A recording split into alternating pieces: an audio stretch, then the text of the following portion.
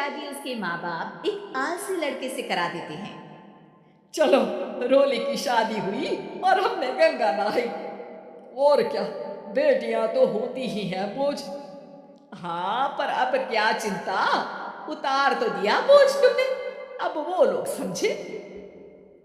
ससुराल में रोली का पति कहता है, देखो, मैं कोई काम नहीं करता, ये बात तुम्हारे मम्मी पापा को बता दी थी मैंने। अब जो किराया आता है दुकान का, उसी से घर का गुजारा करना है। कभी भूल से भी कोशिश ना करना किसी चीज की डिमांड की। क्या मम्मी पापा को पता था कि आप कोई काम नहीं करते? और क्या, बड़ा अच्छे से पता था। उन लोगों को तो तुम बोझ लगती थी, बोल रहे थे कि बस शादी कर लो और कोई मतलब नहीं है। रोली को ये सुनकर बहुत गुस्सा आता है, लेकिन करती भी तो क्या, क्योंकि वो जानती थी कि उसके माता पिता ऐसे ही हैं। जैसे तैसे रोली दिन काट रही थी।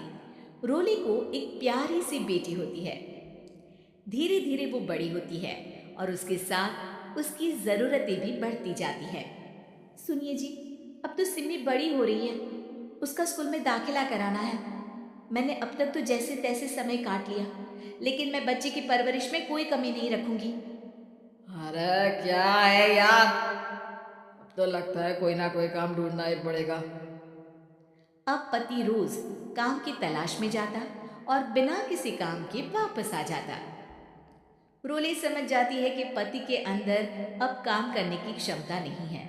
वो बेटी को उच्च शिक्षा देने के लिए कुछ करना चाहती थी, लेकिन करती तो क्या करती। एक दिन रोली की सहेली कहती है, रोली, मेरी कोई औलाद नहीं है। अगर तू मेरी औलाद को जन्म दे तो मैं तुझे तेरे मुंह मांगे पैसे दूंगी। अरे, तेरी औलाद को मैं कैसे जन्म दे सकती हूँ? सरोगेसी से बच्चा मेरा और वैभव का ही होगा, लेकिन कोख तेरी होगी। ये संभव है रोली। रोली कुछ सोच कर कहती है, मुझे मंजूर है, लेकिन मैं इसका 2 लाख रुपया लूंगी। अरे कोई बात नहीं, मुझे मंजूर है। रोली खुश हो जाती है कि एक बच्चा पैदा करने का उसे 2 लाख रुपया मिलेगा। वो घर आकर पति को बताती है, वो भी खुश हो जाता है। अब क्या था, डॉक्टर के पास जाकर सहेली का बच्चा रोली की कोख में पलने लगता है। मुझे 20,000 चाहिए मेरे बेटी के एडमिशन के लिए। हाँ हाँ ठीक है, मैं उसके एडमिशन से लेकर सारे खर्चे उसके अकाउंट में डाल रही हूँ। रोली की बेटी का एडमिशन हो जाता है। रोली को लगता है कि वो अब सब कुछ ठीक कर देगी। दिन और महीने आगे बढ़ते हैं।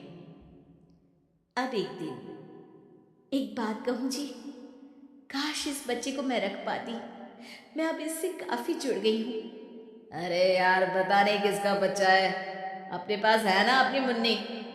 हाँ, लेकिन अब मैं भी इस बच्चे से जुड़ाव फील करने लगी हूँ, लेकिन मैं ये जानती हूँ कि ये मेरा बच्चा नहीं है। दोनों की जिंदगी ठीक चल रही थी, लेकिन कहते ना कि सुख का पल ज्यादा लंबा नहीं होता। एक दिन रोली की सहेली का फोन आता है।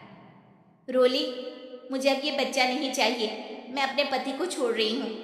अरे लेकिन मुझे पैसों की जरूरत है, बच्चा तुम्हारा है, मैं क्या करूंगी? सहेली बिना कुछ बोले फोन काट देती है, फोन स्विच ऑफ कर देती है। लेकिन रोली के जीवन का तूफान यहीं नहीं रुकता। रोली, मैं इतना भार नहीं उठा सकता। आज पढ़ाई का पैसा मांग रही हो, कल को शादी, कॉलेज और पता नहीं क्या क्या। मैं तुम्हें छोड़ रहा हूँ, अपनी बच्ची उठाओ और निकलो इस घर से। अरे पर मैं कर तो रही हूँ ना बच्चे के लिए काम, आप आराम से रहिए ना। क्या काम कर रही हो, देख रहा हूं मैं। ये छोटा शहर है, यहाँ लोगों को बात बनाते वक्त नहीं लगता। तो मैं क्या करूं?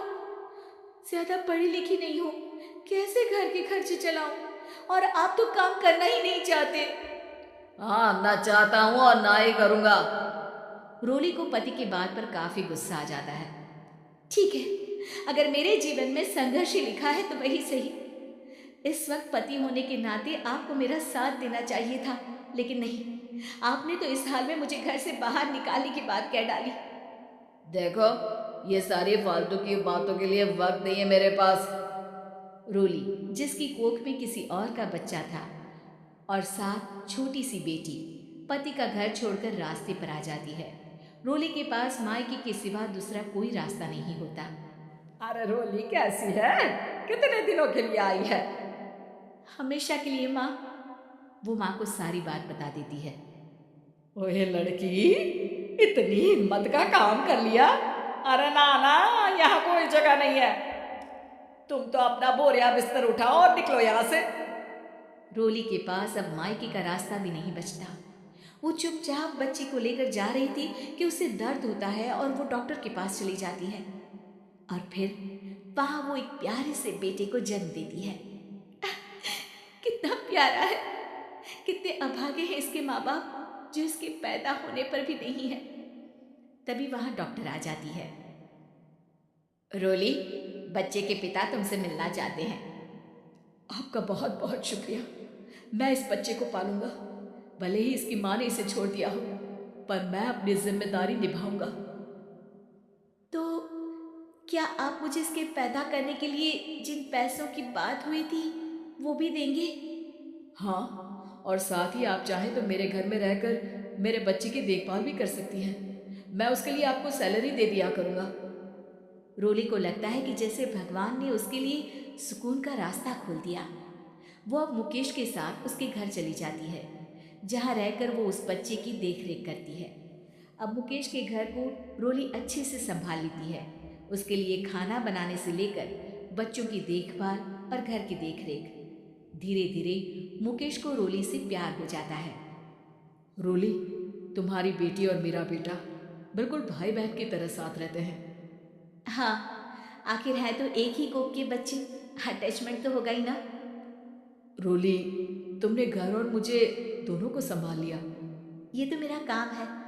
आपने भी तो मुझे छत दी जिससे मैं अपनी बेटी की पढ़ाई और भविष्य के लिए पैसे जोड़ सकूं। अब रोली, क्या तुम मुझसे शादी करोगी? अब मैं जानता हूँ तुम्हारी भी शादी कुछ खास अच्छी नहीं रही। रोली को मुकेश की बात ठीक लगती है। वो उसे हाँ बोलने की सोच ही रही होती कि उसके पहले पति का फोन आ जाता है।